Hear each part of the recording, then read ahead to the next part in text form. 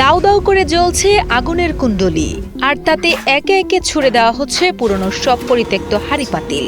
আগুনের প্রচণ্ড উত্তাপে মুহূর্তেই গলতে শুরু করে শক্ত সব ধাতব বস্তু। ধুলোবালি মাখা কারখানায় আপাত দৃষ্টিতে একে আবর্জনা মনে হলেও এর পেছনে লুকিয়ে আছে এক বিস্ময়কর রূপান্তর, যা থেকে তৈরি হবে নিত্যদিনের প্রয়োজনীয় পণ্য।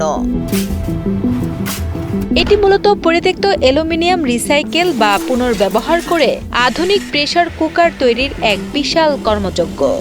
চুল্লি থেকে সংগ্রহিত সেই গলিত ধাতুকে প্রথমে ব্লকের আকার দেওয়া হয়। এরপর দানবীয় রোলিং মেশিনের চাপে সেই শক্ত ব্লকগুলো পাতলা শীটে পরিণত হয়।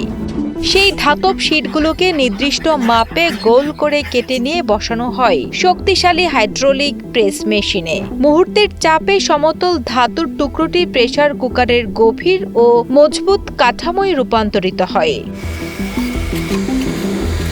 তবে কাজ এখানেই শেষ নয়। কাঁচা কাঠামোর খসখসে ভাব দূর করতে একে ঘষে মেজে দেওয়া হয় রূপালী উজ্জ্বলতা। এরপর লেদ মেশিনে নিখুঁত ফিনিশিং শেষে একে একে যুক্ত করা হয় ঢাকনা, হাতল এবং নিরাপত্তার ভাল্ব।